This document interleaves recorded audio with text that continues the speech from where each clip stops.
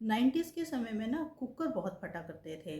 और कुकर फटने पर या कभी-कभी स्टोव भी फट जाता था। कुकर फटने पर, स्टोव फटने पर अक्सर घर में किसी स्त्री की मृत्यु हुआ करती थी। और वो जो स्त्री होती थी, वो स्त्री होती थी उस घर की नई दुल्हन, जिसकी शादी को 4-6 महीने या कभी-कभी 1 साल हुआ होता था। उस समय हम छोटे थे तो कभी-कभी बड़ा आश्चर्य होता था कि ऐसा क्यों होता है कि कुकर फटने पर हमेशा किसी नई बहू की मौत होती है। कभी कोई सास कभी कुकर फटने से नहीं मरी। और कुकर तो हमारे घर में भी इस्तेमाल होता था, पर हमारे घर में कभी कुकर फटा ही नहीं। तो बाद में पता चला कि मामला दहेज के लिए हत्या करने का होता था। दहेज का कानून भी बन चुका था, कुकर भी फटना बंद हो गए, स्टोव भी फटना बंद हो गए। और लोगों को ऐसा लगा कि दहेज के लिए हत्या हो गई बंद। दहेज का कानून बनने के बाद दहेज को एक नया नाम दिया गया, और वह नया नाम था उपहार या गिफ्ट। भाई, दहेज देना या लेना तो कानूनी अपराध हो सकता है, पर गिफ्ट देना, उपहार देना, वो अपराध कैसे हो सकता है। तो अभी आजकल भी एक खबर है, बड़ी चर्चा में है, जहां एक शादीशुदा लड़की ने शादी के 6 महीने के भीतर भीतर आत्महत्या कर ली है, ऐसा कहा जा रहा है। हालांकि खबर तो ये भी है कि पोस्टमार्टम के अनुसार उसके शरीर पर मृत्यु से पहले की चोटों के निशान हैं, जिससे ये संदेह भी होता है कि कहीं उसकी हत्या तो नहीं की गई। तो लड़की के घर वालों ने ससुराल पक्ष पर दहेज के लिए तंग करने का मामला बताया है। ये भी बताया कि लड़की वहाँ खुश नहीं थी, वहाँ रहना नहीं चाहती थी, और घर वालों ने बड़ी मुश्किल से उसको समझा बुझा कर वहाँ पर रोक रखा था। तो चलिए, मामला सुलझाने का जिनका काम है वही सुलझाएंगे। अब मैं आती हूँ एक दूसरी घटना पर। यहाँ क्या हुआ कि एक दिल्ली की लड़की थी। दिल्ली के लड़के के साथ उसकी शादी हुई। लड़की भी काम करती थी। फिर लड़की अपने काम से, ऑफिस के काम से 1 हफ्ते के लिए बैंगलोर गई। अब 1 हफ्ते के दौरान उस लड़की का फ़ोन भी बंद, घर वाले या पति उसको कोई संपर्क न कर पाए, तो ससुराल वाले काफ़ी चिंतित हो गए। और उन्होंने लड़की के मायके वालों को जब फ़ोन किया तो पता चला कि लड़की उस घर में वापस आना ही नहीं चाहती। क्यों? क्योंकि शादी लड़की की मर्जी से नहीं हुई थी। माता पिता के दबाव के चलते उसने शादी को ही अपनी आज़ादी का रास्ता बना लिया। पर क्योंकि शादी हो चुकी है, अब विधिवत तलाक लेना पड़ेगा। तो इसलिए तलाक के समय उस लड़की ने 56 लाख रुपए की मोटी एलिमनी की भी मांग की। अब एक तीसरा मामला है, सोनम का केस तो आप भूले नहीं होंगे, जहां पर उस लड़की की शादी भी उसकी मर्जी के खिलाफ कर दी गई। और लड़की ने खुशी खुशी शादी कर भी ली, मतलब कम से कम ऐसा दिखाया। और फिर हनीमून पर ही अपने पति की, अपने प्रेमी के साथ मिलकर हत्या करवा दी। अब जरा सोचिए, इन सब घटनाओं में असल में दोष किसका है? ससुराल वालों का, लड़की का, या लड़की के घर वालों का, उसके मायके वालों का? पहले केस में तो ससुराल वाले ही पूरी तरह से दोषी नजर आ रहे हैं, उन पर कार्रवाई भी की जा रही है, और यदि यह साबित हो गया तो उन्हें कड़ी से कड़ी सजा मिलेगी, मिलनी भी चाहिए। पर क्या माँ बाप को पूरी तरह दोष मुक्त किया जाना चाहिए? उनका दावा है कि उन्होंने मोटा दहेज दिया था। क्यों? क्यों दिया था दहेज?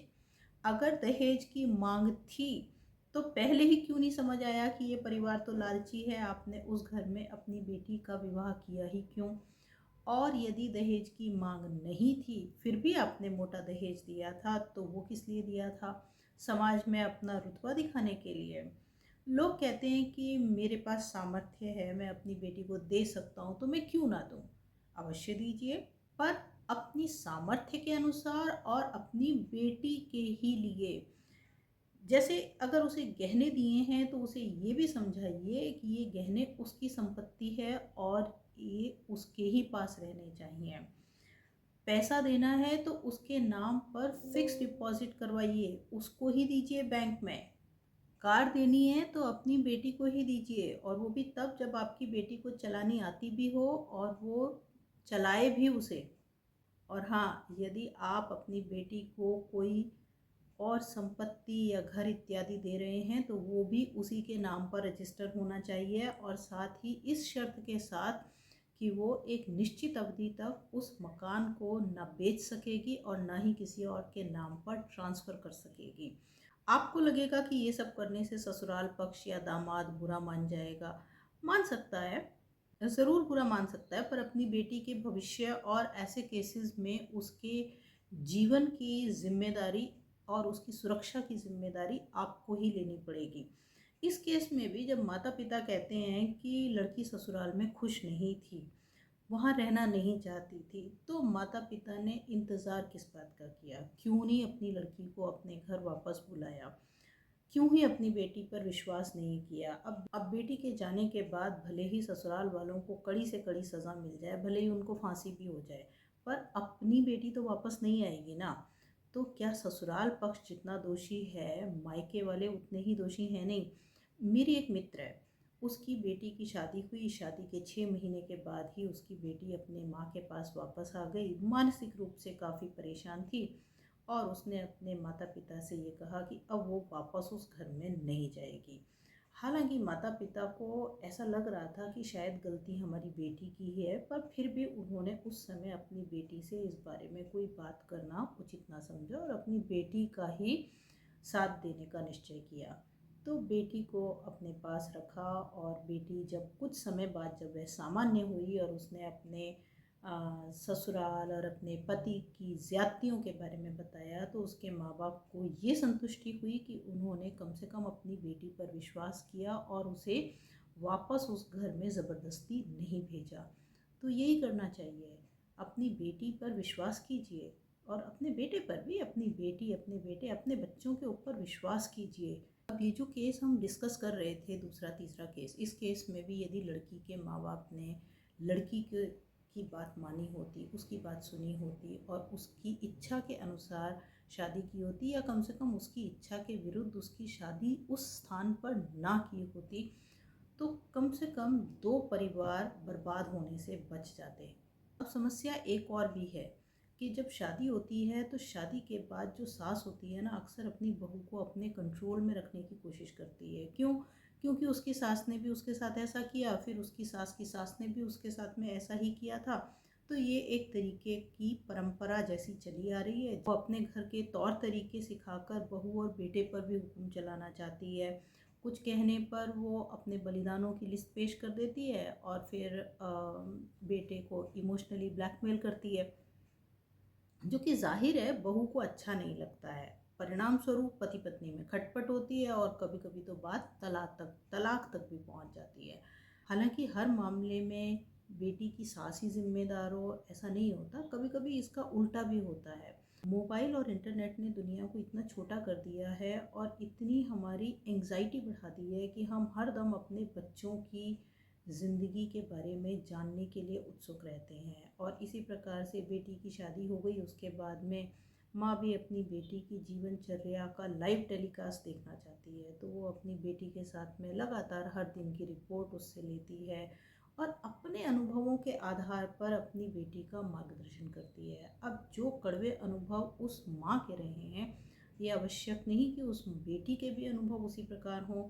डेफिनेटली उसके अनुभव अपनी माँ से अलग होंगे। पर ऐसी स्थिति में वो बेटी जो शादी के पहले अपनी माँ की एक बात भी सुनना पसंद नहीं करती थी, अब वो माँ की भक्त बन जाती है।